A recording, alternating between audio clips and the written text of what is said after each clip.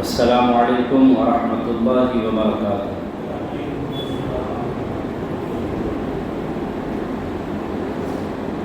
الحمد للہ وکفى والصلاة والسلام علی سیدنا محمد المصطفى وعلى آلہ واصحابہ أولي الصدق والصفاء، اما بعد، أعوذ بالله من الشيطان الرجيم، بسم الله الرحمن الرحيم۔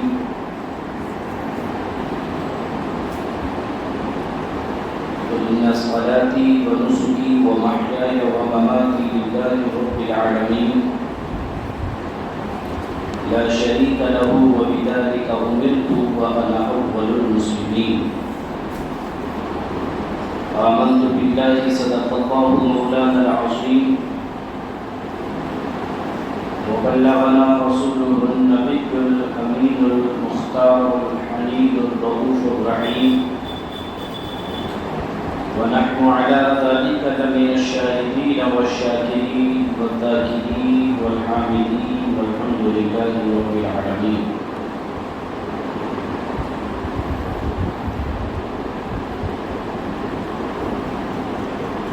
غوث اعظم وملک سر ساما مدد، قبلہ دین مدد، کعبہ ایمان مدد،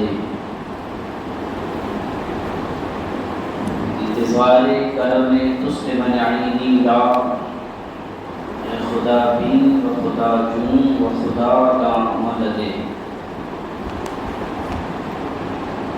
اجلاب ولا استاد کشتی ضعیفان و شکستہ دوشتی، حق خواجہ عثمان ہارونی، مدد کن مدد کن مدد کن یا معین الدین چشتی۔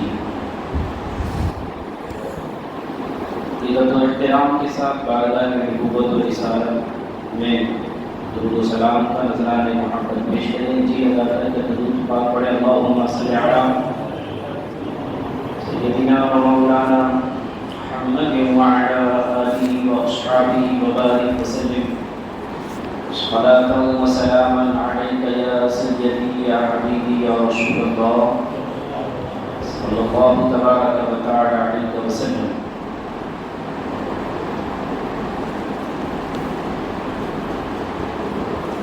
حضرات گرامی، کل ہم نے آپ کے سامنے حدیث پاک پڑھی تھی، اس میں حضور سرور کائنات صلی اللہ علیہ وسلم نے فرمایا،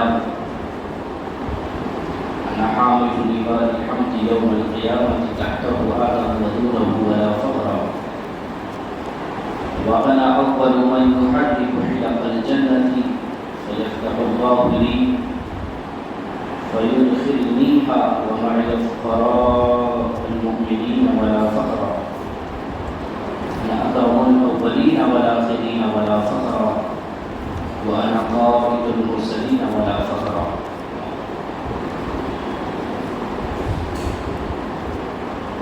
یہ حدیث ہے، ترجمہ اس کا یہ ہے، قیامت کے دن اللہ تبارک و تعالی حمد کا جھنڈا مجھے عطا فرمائے گا، جس جھنڈے کے نیچے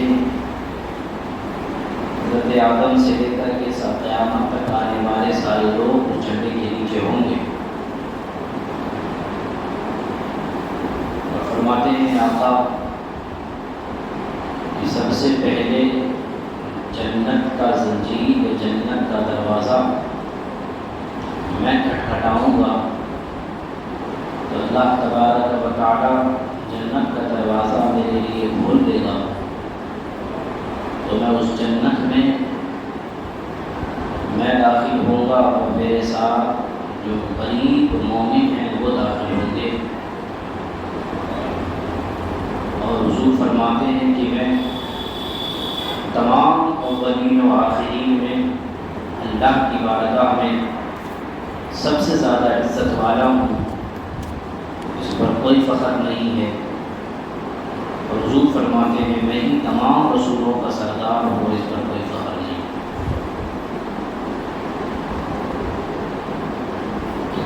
کل کی محفل میں ہم نے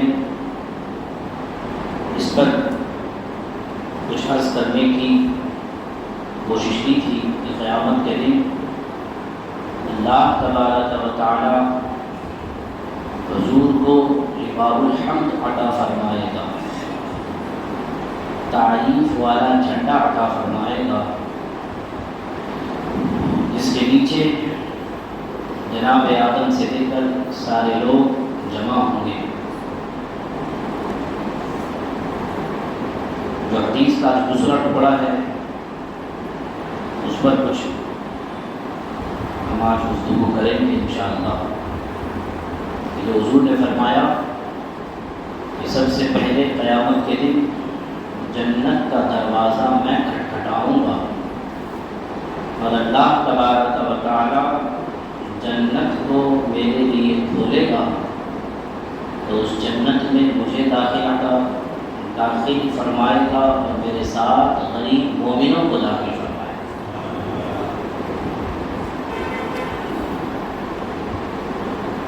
غریب کا معنی یہاں پر وہ والا نہیں ہے کہ بھوکڑ ہو، ورنہ تو اگر دیکھا جائے تو حضرت عثمان تو مالدار تھے، تو کیا حضرت عثمان غنی حضور کے ساتھ جنت میں داخل نہیں ہو؟ اگر صرف اس حدیث کا معنی یہ لیا جائے کہ حضور کے ساتھ غریب مسلمان جنت میں داخل ہوں گے، تو جو مالدار مسلمان ہیں وہ، اس کا معنی یہ ہے کہ وہ لوگ جن کو اللہ نے مال دیا لیکن وہ مال انہوں نے رب کی بارگاہ میں یا رب کی راہ میں خرچ کیا، وہ بھی قیامت کے دن غریب مومن اور مسلمان میں ہی ان کا شمار ہے۔ سمجھے آپ؟ ورنہ تو اگر صرف یہ معنی لیں اس حدیث کا کہ حضور کے ساتھ غریب مومن داخل ہوں گے جنت میں، تو جو امت کے مالدار مومن ہیں وہ کہاں جائیں؟ حضرت عثمان ہیں، حضرت عبد الرحمن ابن عوف ہیں۔ حضرت عبد الرحمن ابن عوف رضی اللہ تعالی عنہ وہ صحابی رسول ہیں کہ جب ان کا انتقال ہوا تو جو انہوں نے پیچھے تقریباً 3 یا 4 بیویاں چھوڑی تھی، ہر بیوی کے حصے میں آٹھواں حصہ آیا مال کا، تو آٹھواں حصہ 4 کلو سونا تھا۔ مال کا 8واں حصہ 8 حصے بھاگ کیے، 8واں بھاگ جو حصے میں آیا وہ 4 کلو سونا تھا۔ آج تقریباً کروڑوں کے حساب سے، کروڑوں روپے کے حساب سے، تو یہ بھی تو مالدار مسلمان، مالدار مومن ہے، تو کیا یہ حضور کے ساتھ جنت میں داخل نہیں ہو؟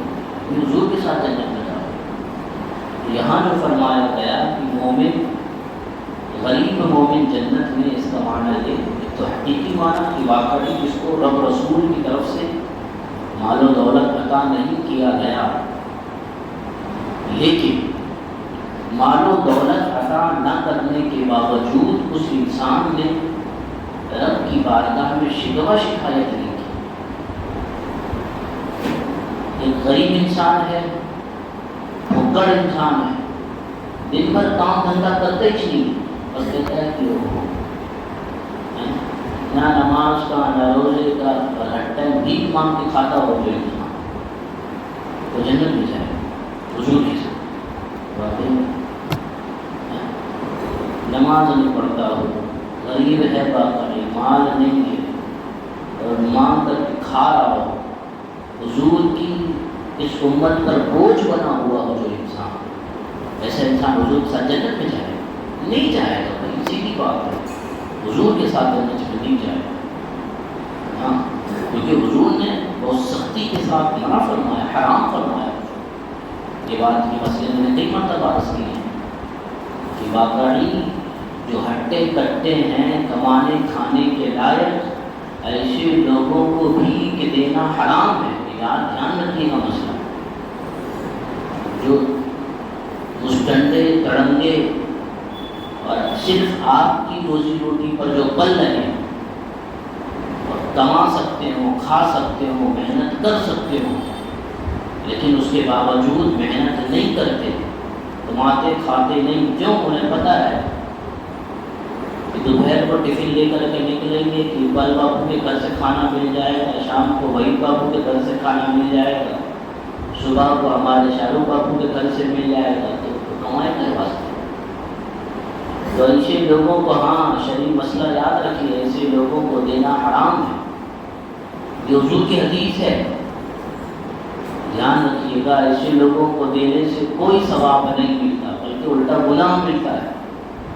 کہ اگر آپ نہیں دو گے تو کم سے کم اللہ 2 دن بھی کمائے گا، 2 دن بھی جائے گا، 3 دن بھی جائے گا، دینا بند کر دو گے، ہاتھ تھک کر کے کمانے تو جائے گا کم سے کم۔ لیکن جب ہم نے اپنی عادت خراب کر دی ان کی، تو ویسے ہی کمانے نہیں جاتا۔ ایک تو یہ کہ جن کا کام دھندا ہو گیا ہے مانگنا، مانگ کر کے کھانا، مانگ کر کے اپنی اولاد کی پرورش کرنا، ایسے لوگوں کو حضور نے سختی کے ساتھ منع فرمایا دینے سے۔ اور دوسرا وہ انسان جو واقعی تو ہو تو غنی لیکن مسجد کے اندر مانگے، اس کے لیے بھی حرام فرمایا حضور۔ مسجد کے اندر مانگنا بھی حرام ہے۔ آپ نے دیکھا ہوگا، اب تو الحمدللہ ہماری اس مسجد کے اندر تو سکھ شانتی ہو گئی ہے، بھکاری لوگ آتے ہی نہیں پہلی بار، آتے ہیں تو باہر بیٹھتے ہیں، اعلان بھکاریوں کے لیے ہوتے ہیں۔ کیوں؟ ہم نے حدیث پڑھی ہوئی ہے، حضور نے منع فرمایا۔ حضور نے فرمایا مسجد اللہ کی عبادت کے لیے بھی، مانگنے کے لیے تھوڑی۔ اگر ہاں واقعی کوئی غریب انسان ہے اور محتاج ہے، ضرورت مند ہے، تو اس کا طریقہ کار یہ ہے کہ وہ امام صاحب کو بتائے، امام صاحب اس کی، یا کوئی مسلمان بھائی کو بتائے، کوئی دوسرا مسلمان اس کی طرف سے اعلان کرے کہ فلانا غریب ہے تو اس کی مدد کرو، تب تو جائز ہے۔ ورنہ مثال کے طور پر میں اپنی مثال دوں، میں فقیر آدمی ہوں، بالکل بھکڑ ہوں، کھانے کمانے کے لیے کچھ نہیں ہے، اس کے باوجود میرے لیے مسجد میں مانگنا جائز نہیں ہوگا۔ آپ سمجھے؟ آپ بہت سارے لوگ کبھی کبھی ہوتے ہیں نا، امام صاحب سلام پھیرے اور کھڑے ہو جاتے ہیں، میں فلانی جگہ سے آیا ہوں، میری مدد کرو۔ تو ایسے لوگوں کو مانگنا بھی حرام اور ایسے لوگوں کو دینا بھی حرام، دھیان رکھیں۔ تو میں عرض کروں گا خاص کر کے جو مسجد کے ذمہ داران حضرات، ان لوگوں کو اس پر ضرور توجہ دینی چاہیے، کہیں کی بھی، کہ اپنی اپنی مسجدوں کے اندر ایسے لوگوں سے، صرف مسجد کے ذمہ داروں کی ذمہ داری صرف اتنی تھوڑی ہے کہ لائٹ خراب ہو جائے تو لائٹ لگانا، پنکھا خراب ہو جائے تو پنکھا ٹھیک کروانا، یہ بھی ذمہ داری، شرعی ذمہ داری ہے، شریعت کی طرف سے یہ ذمہ داری دی گئی ہے۔ تو مسجد کے اندر مجھ سے کبھی کبھی لوگ اسی لیے بہت زیادہ خفا ہو جاتے ہیں، ناراض ہو جاتے ہیں، غصہ ہو جاتے ہیں۔ کیوں؟ ہم شریعت کے پابند ہیں، شریعت نے اگر ہمیں اجازت نہیں دی ہے تو ہم آپ کو کرنے نہیں دیں گے۔ شریعت نے اجازت دی ہے، ہمارے سر آپ کو، تو شریعت پر عمل کرنا یا کروانا یہ صرف اس مسئلے پہ کھڑے ہوئے انسان کی ذمہ داری نہیں ہے، ہر انسان کی ذمہ داری ہے۔ تو عزیزان ملت، رفیقان گرامی، حضور مصطفیٰ جان رحمت صلی اللہ علیہ وسلم کے فرمان مبارک کا مفہوم جو میں نے عرض کیا، کہ حضور فرماتے ہیں قیامت کے دن جنت کا دروازہ سب سے پہلے حضور کھٹکھٹائیں گے اور حضور کے لیے جنت کا دروازہ کھولا جائے گا، حضور اس میں داخل ہوں گے اور حضور کے ساتھ غریب مومن داخل ہوں گے۔ تو جو پیسے والے ہیں، جنہوں نے زکوٰۃ نہیں دی ہوگی، راہ خدا میں خرچ نہیں کیا ہوگا، وہ تو اپنا حساب کتاب دیتے ہوں گے۔ ایک فقیر آدمی، غریب آدمی کے پاس کچھ ہوئے گا کہ حساب کتاب دینے کو، تو حساب کتاب دے گا پائے گا۔ لیکن اگر جو زندگی فالتو کی گزاری ہے، اس کا بھی تو حساب دینا پڑے گا۔ ایک وہ غریب، آپ فرق سمجھیے غریبوں کے اوپر، ایک وہ غریب جس کے پاس مال نہیں ہے لیکن دل کا امیر ہے، وہ رب رسول کی اطاعت و فرما برداری میں زندگی گزارتا ہے، اللہ کا ڈر ہے دل کے اندر، حضور کی محبت ہے دل کے اندر، وہ کروڑ پتی وہ انسان جو مال جمع کرتا ہے ایسے انسان سے لاکھ درجہ بہتر ہے وہ غریب انسان۔ لیکن ایک وہ غریب جس کو مال بھی نہیں دیا اللہ، جس کو کچھ نہیں دیا اور اس کے باوجود رب کو نہیں یاد کرتا، تو ڈبل سزا ہے نا اس کے لیے۔ مال تو ہے ہی نہیں اس کے پاس اور رب سے بھی نہیں ڈر رہا، رب سے مانگ بھی نہیں رہا، اللہ کا خوف بھی دل میں نہیں ہے، زندگی فالتو گزار رہا ہے۔ کوئی مالدار کے پاس تو ایک آپشن تو یہ کم سے کم یہ تو ہے نا کہ بھائی مال زیادہ تھا تو یہاں وہاں کی لالچ میں اور اس طریقے کی آمد میں لگا ہوا تھا، اس لیے ٹائم نہیں ملا ہے۔ فقیر کے پاس کائے کا ٹائم نہیں ہے اللہ کو یاد کرنے کا۔ یہ میں صرف مثال دے رہا ہوں، حالانکہ فرق کوئی نہیں ہے، میں نے صرف ایک مثال آپ کے سامنے رکھی۔ تو بہرحال عزیزان ملت رفیقان کرام، اسی وجہ سے حدیث کے اندر فرمایا پہلا کہ غریب جو مومن ہے وہ مالدار مومن سے 500 سال پہلے جنت میں داخل ہو جائے۔ 500 سال پہلے غریب مسلمان داخل ہوگا جنت میں۔ کیوں؟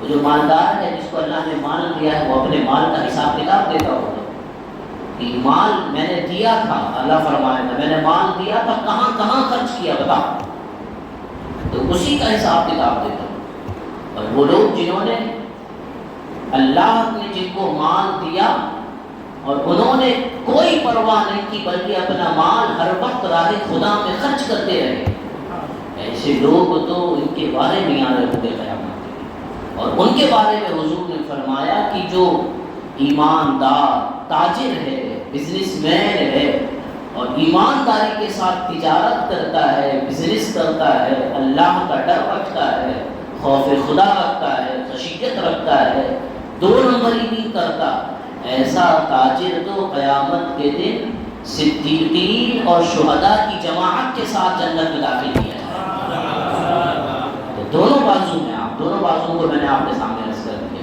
مالداروں کا بھی پکش آپ کو سامنے رکھ کر دیا اور غریبوں کا پکش بھی آپ کے سامنے رکھا ہے۔ ہاں، اور جنت کی چلیے کچھ حضرات ہیں جو ہمارے کھیڑوت بھائی کسان بھائی، ان کے لیے خوشخبری سنی جنت کے اندر۔ حدیث مجھے یاد آئی کچھ لوگوں کا چہرہ دیکھ کر کے، ماشاء اللہ قیامت کا دن ہوگا، جنت میں جنتی جائیں گے، جنت میں تو ہر نعمت ہوگی نا، جنت میں ہر نعمت ہوگی، تو کسان تمنا کریں گے کہ کاش ہمیں یہاں بھی کھیتی کرنے کا موقع ملا، کاش ہمیں یہاں بھی کھیتی باڑی کرنے کا موقع، اللہ انہیں اجازت عطا فرمائے گا۔ چلو وہ دل میں ارادہ کریں گے جس طریقے سے ہم دنیا میں کھیتی باڑی کرتے تھے کاش ایسے ہی، تو اللہ انہیں اجازت عطا فرمائے گا، وہ ارادہ کریں گے اور جو کھیتی کرنا چاہیں گے اللہ کی طرف سے وہ کھیتی فوراً تیار بھی ہوگی اور فوراً پھل بھی آئے گا اور فوراً پھل پک کر کے تیار بھی ہو جائے گا۔ یہ حدیث رسول نے فرمایا۔ تو یہ اللہ جنت کی وہ نعمتیں ہم سب کو عطا فرمائے، جنت کی بہاریں عطا فرمائے۔ تو عزیزان ملت رفیقان گرامی، ہم اور آپ اگر دنیا کے اندر کوئی دکان بناتے ہیں، کوئی گھر نیا لیتے ہیں تو اس کا اوپننگ سرمنی ہوتی ہے، اس کی ادگھاٹن ہوتا ہے، تو آج کل تو پتہ نہیں کیا کیا طریقے ہوتے، ریبن کاٹنا، فلانے کاٹنا، ٹھکانے کاٹنے، یہودیوں کے، عیسائیوں کے، غیر مسلموں کے طریقے ہم نے اپنا لیے ہیں، اللہ اس سے بچا کر کے، اللہ مسلمانوں کی اور اسلام کی جو تعلیمات ہیں اس پر عمل کرنے کی ہم کو توفیق عطا فرمائے۔ اگر کوئی اللہ نے گھر نیا دیا ہے، دکان دی ہے، تو رب رسول کا ذکر کرنے کے ساتھ اگر شروعات کی جائے تب اللہ برکت دے گا۔ ریبن کاٹ کے کون سی برکت ہے؟ ریبن کاٹا ہے، پمفلیٹ چھپوائے ہیں کہ سنڈے کے دن فلانی دکان کا ادگھاٹن ہے، صبح صبح 50-60 لوگ جمع ہوئے ہیں، دو پیڑے کھائے، چیوڑا کھایا، ہاتھ پوچھا اور نکل پڑے، تو کیا برکت ہے؟ کسی کا کی برکت کیا ہوگی؟ بلایا جائے کسی انسان کو، یہ نہیں کہہ رہے آپ نہیں سوچنا میں اپنے لیے کہہ رہا ہوں، مجھے مت بلانا، لیکن کسی دیندار کو بلایا جائے، دیندار کو بلایا جائے، اللہ کا کلام پڑھوایا جائے، اللہ کا کلام پڑھوا کر کے اس دکان کی گھر کی شروعات کی جائے، اللہ برکتیں نازل فرمائے۔ تو یہ طریقے ہیں ہمارے لیے، ہم نے سارے طریقے چھوڑ دیے۔ تو بہرحال ہم دکان بناتے ہیں، اس کا افتتاح ہوتا ہے، اوپننگ ہوتی ہے، ادگھاٹن ہوتا ہے. اللہ نے ایک جنت بنائی، اللہ نے ایک جنت بنائی. حضور فرماتے ہیں جنت کا دروازہ میں کھولوں گا، جنت کا دروازہ میں کھولوں. اور سب سے پہلے حضور فرماتے ہیں اللہ کی اس جنت میں داخل ہوں. جنت رب کی ہے. اگر ہم اور آپ دنیاوی طریقے سے جو ہمارا اصول ہے اگر یہ دیکھ لیں تو جنت کی ربن کاٹنے والے حضور ہیں، جنت کا ادگھاٹن کرنے والے حضور. کیوں؟ اللہ نے ساری کائنات حضور کے قدموں میں عطا فرمائی، ساری ملکیت. تو اللہ کے رسول نے ارشاد فرمایا اللہ کی جنت کا دروازہ میں کھٹکھٹاؤں گا تو اللہ میرے لیے جنت کا دروازہ کھولے گا. اور پھر ایک دوسری حدیث میں فرمایا کہ جب تک جنت میں داخل نہ ہو جاؤں، جنت ہر نبی پر حرام ہے. جب تک حضور داخل نہ ہوں گے جنت میں کوئی نبی بھی داخل نہیں ہو سکتا. اور پھر اگلا ہمارے اور آپ کے لیے حضور نے مزدہ جافزہ سنایا، خوشخبری سنائی کہ جب تک میرا ایک ایک امتی جنت میں داخل نہ ہو جائے تمام نبیوں کی امت کے لیے اللہ نے جنت حرام فرما دی. تمام نبیوں کی امت ہم سے پہلے جنت میں داخل نہیں ہو سکتی. سب سے پہلے ہم آئے، سب سے بعد میں ہم جو امت ہے سب سے بعد میں، لیکن جنت میں داخل ہونے کی شان ہماری سب سے پہلے ہو. جنت میں ہم سب سے پہلے داخل. تو یہ حضور نے بیان فرمایا. تو حضور سب سے پہلے جنت میں داخل ہوں گے. اور ایک روایت میں یہ بھی آیا کہ حضور اس شان سے داخل ہوں گے جنت کے اندر کہ آپ اونٹنی پر جلوہ باغ، اپنی اونٹنی پر، جو آپ کی اونٹنی ہے جس کا نام قصوہ تھا، اس کا استعمال فرماتے تھے حضور جانے جانا صلی اللہ علیہ وسلم، اس اونٹنی پر سوار ہوں گے.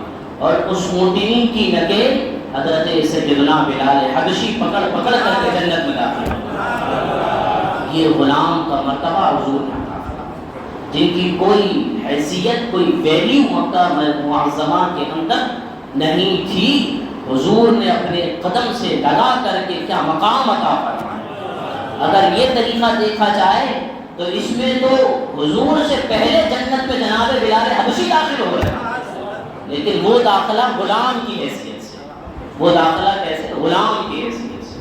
تو حضور فرماتے ہیں کہ سب سے پہلے جنت میں داخل ہوں گا، میرے ساتھ تمام تر مومنین فقیر ہوں گے. تو بہرحال یہ حضور صلی اللہ علیہ وسلم نے ارشاد فرمایا.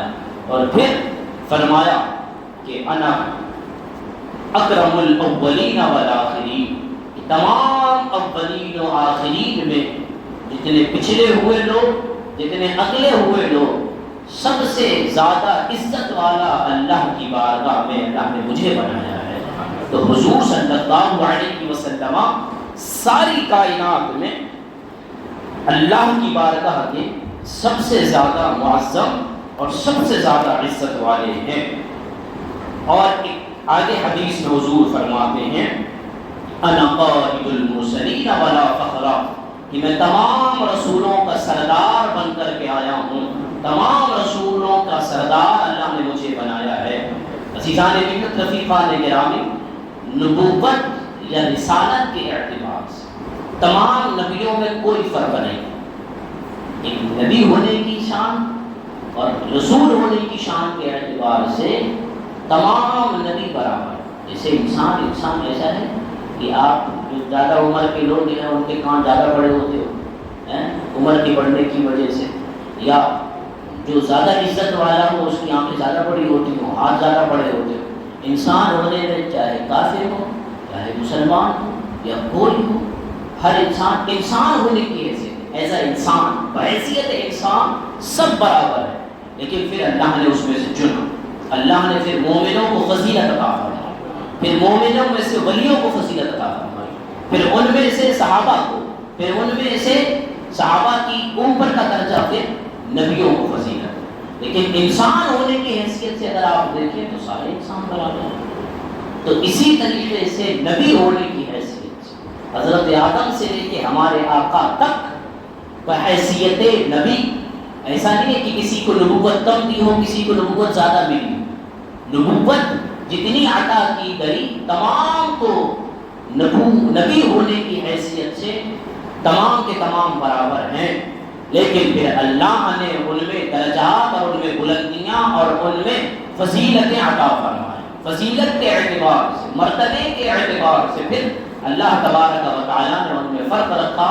رب العزت ارشاد فرماتا ہے تلک الرسل فضلنا بعضهم علی بعض، یہ وہ رسول ہیں جن میں ہم نے ایک کو دوسرے پر فضیلت عطا فرمائی ہے۔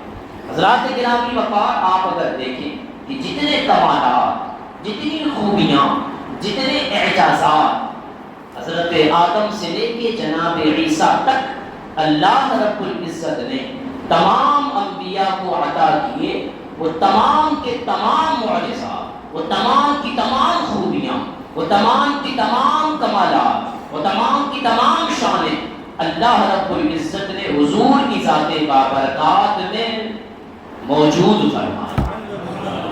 جتنی برکتیں، جتنی فضیلتیں، آپ دیکھیں کہ ہر نبی نے اللہ کو ایک ماننے کی دعوت دی۔ نبیوں کے آنے کا مقصد کیا ہوتا ہے؟ کہ اپنی قوم کو بتاتے تھے کہ اے میری قوم، اے میرے لوگوں، اے میرے امتیوں، اللہ ایک ہے۔ ہر نبی نے اپنی اپنی امت کو یہ بات بتائی کہ اللہ ایک ہے، لیکن ہر نبی نے یہ بات سنی ہے جناب جبریل سے۔ ہر نبی نے یہ بات کس سے سنی؟ جناب جبریل سے، کہ اللہ ایک ہے، لیکن ہمارے آقا کی شان ہے کہ جبریل سے نہیں سنا بلکہ اپنے ظاہری آنکھوں سے رب ایک رب کو دیکھ کر کے ایک رب کو دیکھ کر کے آ کے اس امت کو بتایا رب ایک ہے۔ تمام نبیوں نے سن کر کے بتایا، میرے آقا نے دیکھ کر کے بتایا۔ ہر نبی کسی خاص قوم، کسی خاص علاقے، کسی خاص بستی کی طرف تشریف لاتے تھے۔ باقاعدہ کوئی کسی چھوٹے چھوٹے گاؤں میں آتے تھے، ایک چھوٹا سا گاؤں ہے، اس گاؤں کے لیے وہ نبی۔ پہلے زمانے میں حضور سے پہلے ایک وقت میں ایک علاقے میں کئی کئی نبی ہوتے تھے۔ جیسے ہمارا ضلع پوربندر ہے تو ضلع پوربندر کے تعلق الگ الگ، تو ایسے ہی باقاعدہ الگ الگ تعلقے کے حساب سے بھی نبی ہوتے تھے، اور ایک جگہ میں بھی کئی نبی ہوتے تھے۔ رانا باؤ مثال کے طور پر رانا باؤ میں بھی کئی نبی ہو سکتے تھے پہلے کے زمانے، جیسے حضرت موسیٰ ہے۔ حضرت موسیٰ کے ساتھ اللہ نے حضرت ہارون علیہ السلام، دونوں سگے بھائی ہیں اور دونوں ایک ہی جگہ پر رہتے ہیں۔ یہ حضرت ابراہیم ہیں، ان کے بیٹے ہیں حضرت اسحاق، حضرت اسماعیل، دونوں ایک جگہ پر رہنے والے۔ حضرت موسیٰ کے ساتھ ساتھ ایک دوسرے نبی ہیں جو آپ کے داماد بنے، حضرت شعیب علیہ الصلوۃ والتسلیم، یہ ایک جگہ پر رہتے ہیں، لیکن پھر اس کے بعد الگ الگ قوموں کی طرف اللہ نے ان کو مبعوث کیا۔ بہرحال عزیزان میرا رفیقان کیا، تو تمام نبی جتنے آئے، اللہ رب العزت نے تمام نبیوں کو خاص قوم کی طرف، خاص قبیلے کی طرف، کسی خاص بستی کی طرف اللہ رب العزت نے ان نبیوں کو بھیجا۔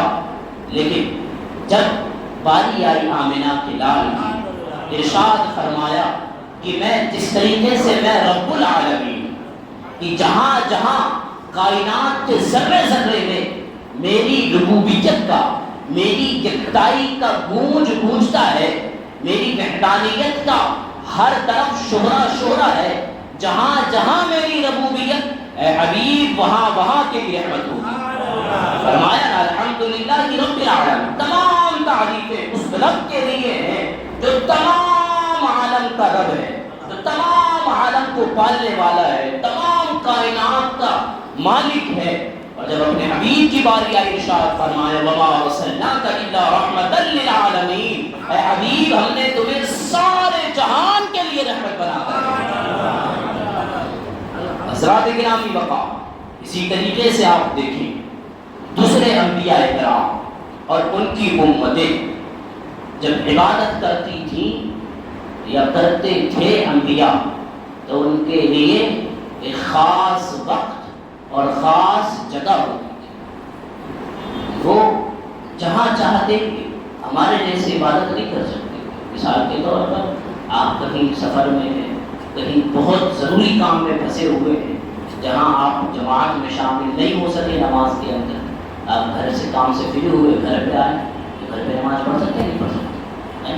پڑھ سکتے ہیں، تو پڑھنا چاہیے۔ آپ جیسے کہہ رہے ہو پڑھ سکتے تو پڑھنا چاہیے، ہاں آپ گھر پہ پڑھا کرو نماز، سمجھے آپ؟ اسی وجہ سے حضور نے فرمایا ہے کہ گھروں کو قبرستان نہ بناؤ، گھروں کو قبرستان نہ بناؤ۔ تو کیا مانا کہ قبرستان کے اندر نماز پڑھنا جائز نہیں، قبرستان کے اندر کا مطلب کی تو یہ مطلب ہے کہ اگر سامنے کوئی قبر ہو، قبر کے سامنے منہ کر کے نماز ہم نہیں پڑھ سکتے، ناجائز ہے ہمارے لیے۔ تو ہم کو پڑھنا ہوگی تو کیا ہوگا کہ قبر کی طرف ہماری پیٹھ ہونی چاہیے، تاکہ کوئی دیکھنے والا دیکھے تو اس کو سمجھ میں آ جائے کہ اگرچہ یہ اللہ والے کا ماننے والا ہے لیکن یہ پرستش، یہ پوجا اپنے رب کی کرتا ہے، ایک رب کو مانتا ہے۔ یہ اللہ والے جو زمین کے اندر لیٹے ہوئے ان کی پوجا نہیں کرتا، ان کی عبادت نہیں کرتا، یہ اپنے ایک رب کو مانتا ہے۔ یہ ہماری توحید ہے۔ تو ہمارے لیے یا ہمارے آقا صلی اللہ علیہ وسلم کے لیے اور حضور کے صدقے میں ہمارے لیے ساری زمین کو اللہ نے پاک بنا دیا ہے، ساری زمین کو پاک بنا دیا۔ یعنی اگر آپ کہیں جنگل میں بھی ہے نا، جنگل کوئی ایسی زمین ہے جہاں آپ کو پتہ ہی نہیں ہے، لیکن آپ وہاں کھڑے ہیں، وقت نماز ہوا، نماز کا وقت ہوا، آپ نے دیکھا کہ ظاہری طور پر اس جگہ پر نہ کوئی گندگی ہے، نہ پیشاب ہے، نہ کچھ ہے، آپ کھڑے ہو کر کے رب کی عبادت کر سکتے ہیں۔ وہ زمین آپ کے لیے پاک بنا دی گئی، اور ہمارے لیے یہ اللہ نے فضیلت عطا فرمائی۔ لیکن دوسرے انبیاء اور ان کی دوسری جو امتیں تھیں، ان کی عبادتیں، ان کی عبادت گاہوں کے علاوہ قبولی نہیں ہوتی۔ ان کو اگر نماز پڑھنا ہے تو مسجد میں ہی آنا پڑے، ان کی جو عبادت گاہیں ہیں ان کو وہی جانا پڑے گا۔ لیکن ہمیں جو شان عطا فرمائی گئی وہ اس لیے کہ جب حضور نے اس زمین پر قدم رکھا، اللہ نے حضور کے قدم رکھنے کے صدقے میں ساری زمین کو مسجد اور پاک بنا دیا، پاک بنا دیا۔ حضرات گرامی مقام، آپ دیکھیں کہ انبیاء کرام علی نبینا وعلیہم الصلاۃ والتسلیمات میں سے ہر نبی کو کچھ نہ کچھ معجزات عطا کیے گئے۔ کسی کو ایک معجزہ عطا کیا، کسی کو 2 معجزے عطا کیے گئے، کسی کو 3 معجزے عطا کیے۔ حضرت داؤد علیہ السلام، ان کا معجزہ یہ تھا، تو لوہا تھا، ہاتھ میں لوہا آتا، ہاتھ لگاتے لوہا پگھل کر کے موم بن جاتا تھا۔ آپ کے ہاتھ میں لوہا آتا تھا تو لوہا موم بن جاتا تھا۔ آپ کے لیے معجزہ تھا کہ کتنا سخت بھی لوکھنڈ لوہا ہو، آپ کے دستے پاک میں آ کر کے وہ لوہا بن جاتا۔ تو اللہ نے یہ معجزہ حضرت جناب سیدنا داؤد علیہ السلام کو عطا فرمایا۔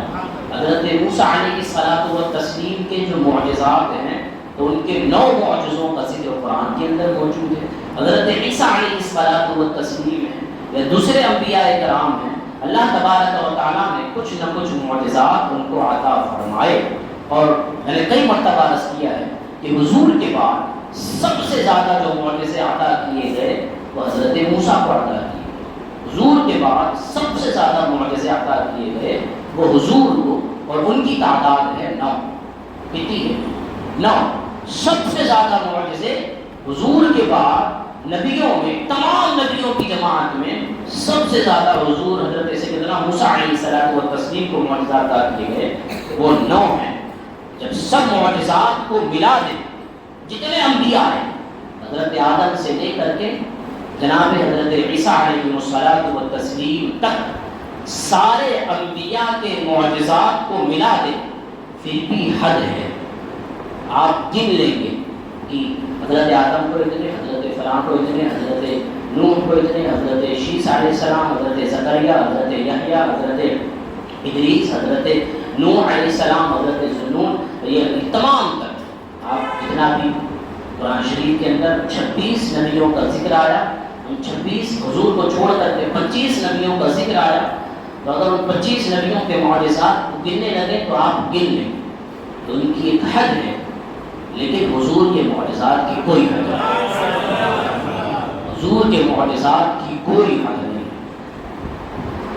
اسی طریقے سے میں نے عرض کیا کہ باقاعدہ نبیوں کو کسی قوم کے لیے، کسی بستی کے لیے، کسی گاؤں کے لیے اللہ نے مبعوث فرمایا، لیکن آمنہ کے لال کے بارے میں ارشاد فرمایا وما ارسلناک الا کافۃ للناس، اے محبوب ہم نے تمہیں ساری مخلوق کے لیے ایک رسول بنا کر بھیجا، ساری مخلوق کے لیے۔ تو ساری مخلوق میں جنات بھی آ گئے، جانور بھی آ گئے، حجر شجر، درخت، پیڑ پودے، پتے، سمندر، یہ دریائیں، یہ سب کے لیے حضور رسول اور نبی بن کر کے یہ شان اللہ تبارک و تعالیٰ نے حضور کو عطا فرمایا۔ بعض جو نبی اس دنیا میں تشریف لائے تو ان کی ذمہ داری صرف اتنی سی تھی کہ وہ اللہ کا پیغام لوگوں تک پہنچائیں، ان کو صرف اتنی ذمہ داری دی۔ جیسے حضرت یحییٰ ہیں یا حضرت عیسیٰ علیہ السلام، ان کی صرف اتنی ذمہ داری کہ اللہ کا جو پیغام ہے اپنی امت تک پہنچا۔ اور بعض کو یہ ذمہ داری کے ساتھ ساتھ، یعنی اللہ کا پیغام پہنچانے کے ساتھ ساتھ وقت کے بڑے بڑے ظالموں سے نبر آزما اور ٹکر لینے کا بھی اللہ نے حوصلہ عطا فرمایا۔ حضرت موسیٰ ہے، حضرت موسیٰ کو اللہ نے یہ بھی عطا فرمایا کہ آپ کو یہ بھی پیغام پہنچانا ہے کہ رب ایک ہے، اور ساتھ ہی ساتھ فرعون جیسے بدبخت سے مقابلہ بھی کرنا ہے۔ اسی طریقے سے حضرت ابراہیم علیہ السلام، حضرت ابراہیم اللہ کی وحدانیت کا بھی پیغام دیتے، اور ساتھ ہی ساتھ نمرود جیسے جابر و ظالم بادشاہ سے آپ نے ٹکر بھی لی۔ اسی طریقے سے بعض حضرات کو نبوت و رسالت کے ساتھ ساتھ اقتدار بھی ملا، حکومت بھی ملی، جیسے حضرت سلیمان علیہ السلام، حضرت داؤد علیہ السلام، حضرت یوسف علیہ السلام، یعنی نبوت کے ساتھ ساتھ ایک ایک وصف عطا کیا گیا۔ لیکن قربان چاہیے آمنہ کے لال کا، آپ دیکھیں تو اللہ نے نبوت کے ساتھ ساتھ تبلیغ کی ذمہ داری بھی عطا فرمائی ہے، وقت کے ابو جہل و ابو لہب سے ٹکر لینے کی ہمت بھی عطا فرمائی ہے، قیصر و کسریٰ تک اللہ تبارک و تعالیٰ نے حکومت بھی عطا فرمائی ہے، اور حکومت تو اس زمانے کی حکومت رہی، آج تو ساری دنیا میں حضور کا ہی سکہ چل رہا ہے۔ دنیا کا کوئی کونا ایسا نہیں جہاں حضور کے دیوانے موجود نہ ہو، حضور کا کلمہ پڑھنے والے موجود نہ ہو۔ اگر ہم آج اس زمانے کے اندر اگر کلمہ طیبہ لا الہ الا اللہ محمد رسول اللہ صلی اللہ علیہ وسلم پڑھتے ہیں تو ظاہر ہے کہ حضور کا ہی تو کلمہ پڑھتے ہیں۔ حضور ظاہری دنیا سے 1400 سال پہلے تشریف لے کر کے گئے، لیکن آج تک سکہ آمنہ کے لال کا چل رہا ہے، سکہ چلے گا آمنہ کے لال کا۔ تو عزیزان ملت رفیقان گرامی، اسی طریقے سے حضرت ابراہیم علیہ الصلوۃ والتسلیم کے تعلق سے قرآن میں فرمایا گیا انی جاعلک للناس اماما، اے ابراہیم میں تمہیں لوگوں کا امام بنانے والا ہوں۔ یہ اللہ نے حضرت ابراہیم سے فرمایا کہ میں تمہیں لوگوں کا امام بنانے والا ہوں۔ اسی طریقے سے حضرت داؤد علیہ السلام سے اللہ نے ارشاد فرمایا یا داؤد انا جعلناک خلیفۃ فی الارض، اے داؤد میں تمہیں زمین کے اندر اپنا جانشین بنانے والا ہوں۔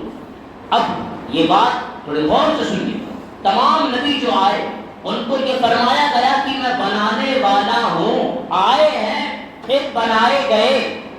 اس دنیا میں آنے کے بعد امامت عطا فرمائی گئی، اس دنیا میں آنے کے بعد اللہ نے جانشینی عطا فرمائی، لیکن جب آمنہ کے لال کی باری آئی فرمایا انا ارسلناک، اے رسول ہم تمہیں دنیا میں نہیں بلکہ جب دنیا میں بھیجیں گے تو تمام تر اوصاف و کمالات سے متصف کر کے بھیجیں گے۔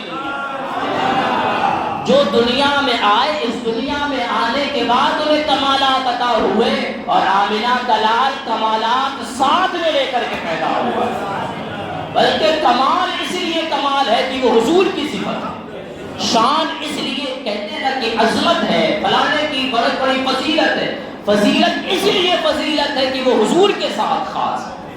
جو بھی کمال ہے، جو بھی چیزیں ہیں، بلندی کی بلندیاں ان کو اس لیے ملی کہ وہ اللہ رب العزت نے اپنے حبیب کے اندر وہ تمام تر چیزیں جمع کی۔ تمام نبیوں کے اندر جو شانیں الگ الگ جمع تھیں، اللہ تبارک و تعالیٰ نے سب کو یکجا کر کے حضور صلی اللہ علیہ وسلم کے اندر جمع فرما دیا۔ اس لیے اعلیٰ حضرت فرماتے ہیں خلق سے اولیاء، اولیاء سے رسول، اور رسولوں سے اعلیٰ، اور رسولوں سے اعلیٰ ہمارا نبی۔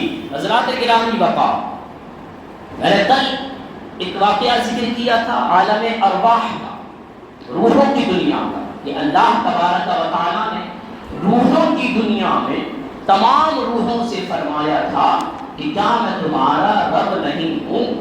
یہ ایک مجلس تھی، آپ سمجھئے ایک محفل سجی ہوئی ہوگی نا، اسی تو محفل سجی ہوئی کہ اللہ روحوں سے فرماتا ہو۔ اسی طریقے سے ایک اور محفل سجی جہاں پر اللہ تبارک و تعالیٰ نے صرف نبیوں کی روحوں کو انوائٹ کیا، وہاں صرف اور صرف نبیوں کی روحیں تھیں۔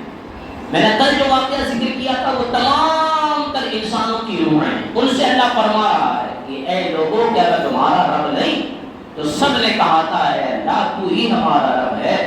اور ایک دوسری مجلس ہے جہاں پر اللہ رب العزت نے تمام نبیوں کی روحوں کو جمع فرمایا اور ارشاد فرمایا اے لوگوں، اے نبیوں کی روحوں، میں دنیا بنانے کے بعد دنیا میں تمہیں بھیجوں گا، نبی بناؤں گا، لیکن جب نبی بناؤں تو ایک وعدہ کرو مجھ سے۔ وعدہ کیا کرنا ہے؟ جب تم کو میں نبی بنا کر کے بھیجوں اور تمہارے بعد سب سے آخر میں جو ایک نبی آئے تم سب کو اس پر ایمان لے کر گیا، تم سب کو ایمان لانا۔ اللہ ارشاد فرمائے خلقاہ میثاقا نبیین، اور یاد کرو اے حبیب جب اللہ تبارک و تعالیٰ نے نبیوں سے، تمام نبیوں سے وعدہ لیا لما آتیتکم من کتاب و حکمہ، اے نبیوں کی روحوں جب میں تمہیں کتاب عطا کروں گا، حکمت عطا کروں گا، ثم جاءکم رسول مصدق لما معکم، پھر تمہارے بعد ایک رسول تشریف لے کر کے آئیں گے جو تمہاری تصدیق کریں گے، تمہیں سچا بتائیں گے، لتؤمنن بہ ولتنصرنہ، تم سب کو ضرور بھی ضرور ان پر ایمان بھی لانا ہے اور ضرور بھی ضرور ان کی مدد بھی کرنا ہے۔ اب یہ کن سے فرمایا جا رہا ہے؟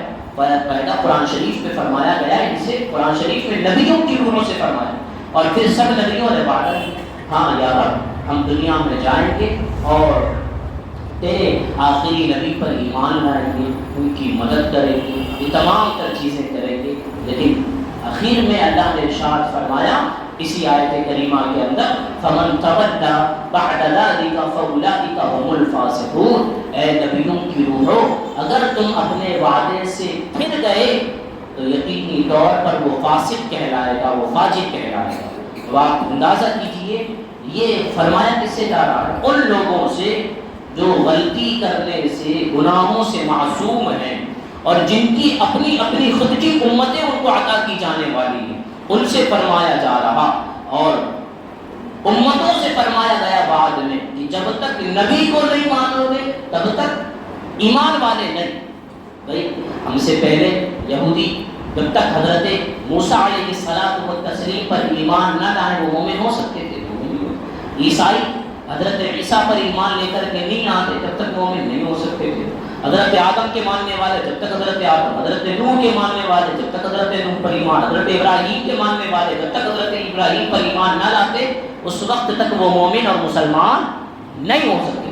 تو امتیوں سے، عام لوگوں سے اس دنیا میں فرمایا گیا کہ تمہارے زمانے کا جو نبی ہے اس نبی پر ایمان لاؤ تو تم کامیاب ہو، لیکن نبیوں سے فرمایا جا رہا ہے کہ تم آمنہ کے لال پر ایمان لاؤ، تم آمنہ کے لال پر ایمان لاؤ۔ اگر تم ایمان نہیں لاتے تو نبوت تو نبوت رہی، ایمان بھی نہیں ہوگا تمہارے۔